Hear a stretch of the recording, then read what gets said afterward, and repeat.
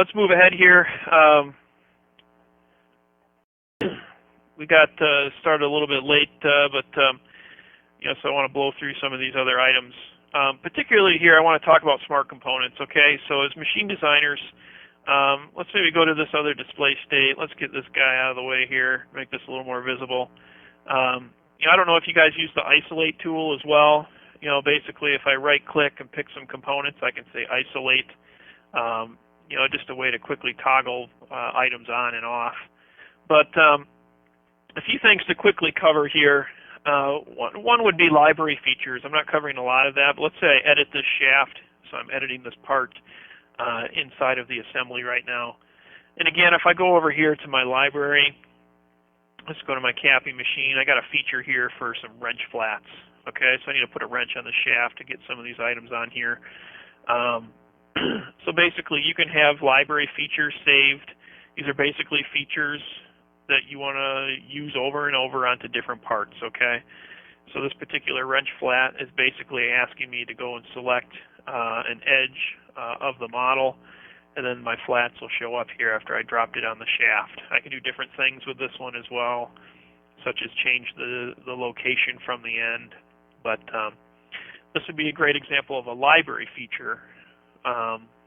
It might be confusing because I'm editing this part from inside the assembly, but if I just open the shaft up in its own window, I can just drag and drop in that environment.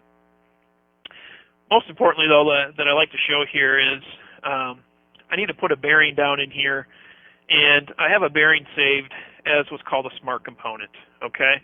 So let's take a look at that. If I go find my bearing in my library here, I'm going to drag it out here. Again, I have a mate reference built onto it, so it's going to try to mate concentric to the shaft, okay? What's really cool here to show this, and I'll explain this in a minute, is if I hover over a larger diameter face, notice the bearing can automatically resize. So that's actually a byproduct of what's called a smart component as well, is that you can do some auto sizing. It's basically what the toolbox does in SolidWorks. If you drag a hex bolt from the toolbox over a hole, it's going to try to auto size to that diameter automatically. That's basically what you can build into your own custom components. So here I've mated that part. Let's just drop one more mate on here real quick to call that good for the final location. But there's actually like a journal cut on the shaft, so this is the wrong size bearing. So I'm going to swap this to a smaller config. So the bearing is actually interfering with both the shaft and the plate, basically here, the bracket it's inside of. So what I've done here is built this as what's called a smart component, okay? And what the smart component can do is automatically now create the associated cuts on the other parts. So if I right-click the bearing in the tree, I can say insert a smart feature. And basically what this is going to do is create a whole series of different cuts, undercuts, a number of different things automatically based on the geometry around it. So for instance, if I say, okay, so I need to pick the bracket for this guy, and I need to pick the shaft for this guy, it's going to go and create the cuts automatically on the shaft and on the bracket. And these are in-context features, so if you want it to work this way, that's the way SolidWorks does it. But if I take a look again at my section view, you can see that I've cut an undercut on my shaft and the journal cut there, and the cut here in my bracket as well automatically.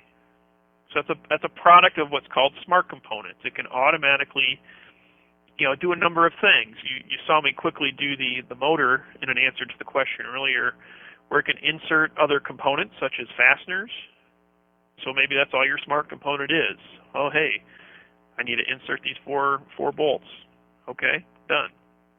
Or it can be more complicated in that when I drag my bearing in here, I don't have to go and look up in my bearing catalog what the OD and the ID are as far as the cut on my shaft. I can just build that intelligence into my bearing component. So I drag and drop my bearing, do the smart component, and I'm done. how does this work is usually what a lot of people ask. And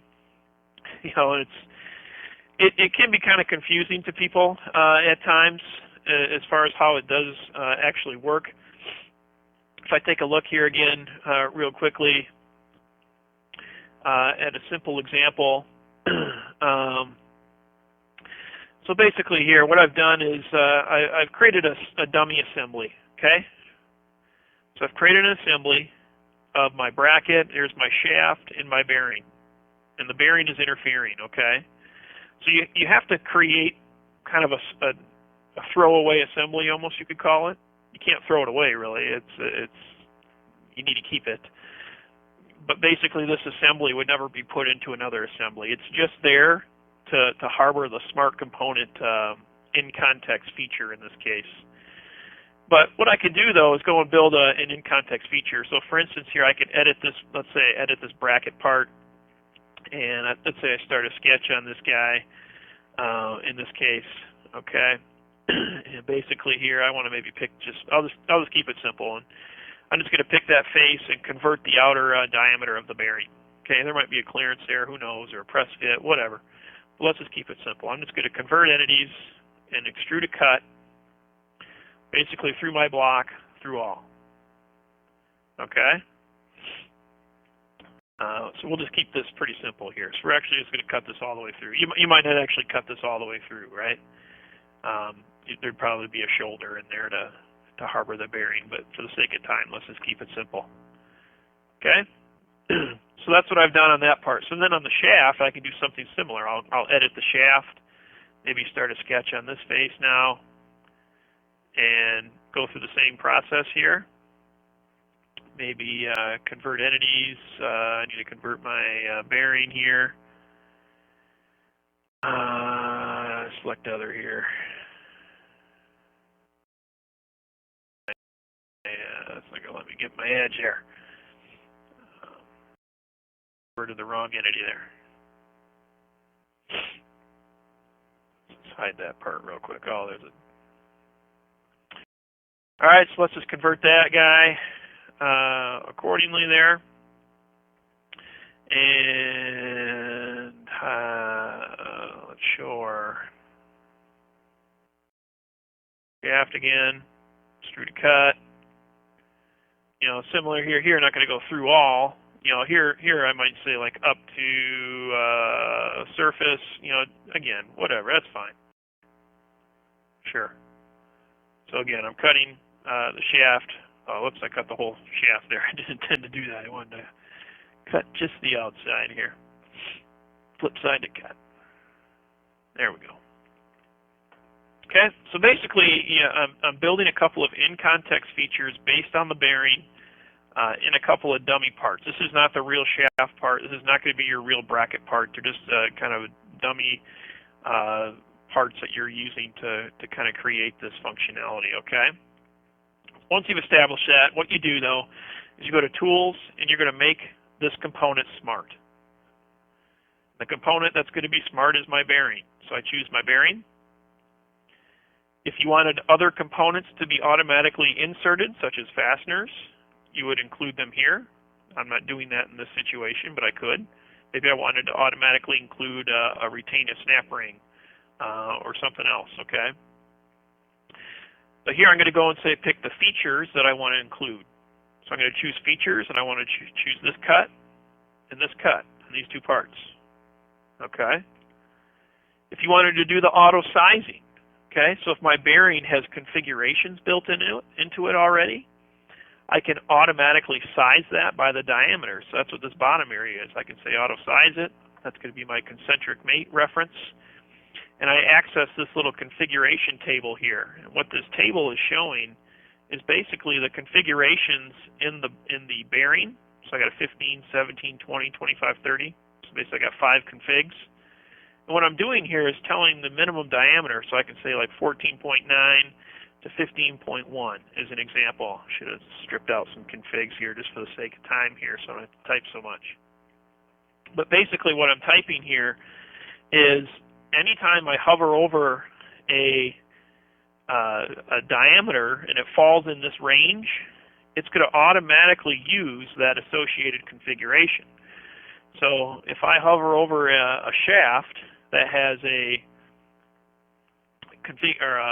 diameter of 30 millimeters as an example, it's going to automatically use the 30 millimeter bore bearing. So that's how that auto size is built into this. So if I hit OK here, I hit OK to my smart component, it's going to go make it smart. Okay, I'm going to save this assembly. I have to keep the assembly, and I'll close it. And if I open up just another test assembly here, where is it here? This one. There you go. And let's just go back out here real quick. To recent files. Let's see here. This one here. That's not the one I want.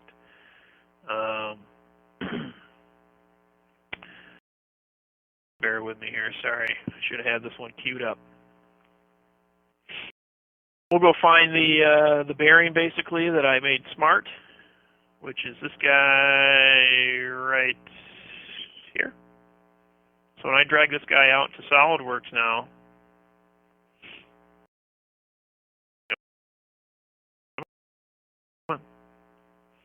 there she is. And I hover over another shaft. You can see how it's kind of the smallest size now. It's going to size up, and I made this shaft multiple sizes on purpose. You can see how it's kind of resizing automatically, right? Basically, I'm going to drop it on there just like I did in my other one there. I can mate this down here real quick. So now there's going to be some interference in there. If I change, and again, I didn't size it right, but if I change the size, and if I queue up my smart component, it's basically the same operation I did in the last example to make my smart component. So you kind of get the idea of what you're doing here with a smart component, but you can start building in some pretty crazy stuff into your parts and assemblies using smart components. Okay.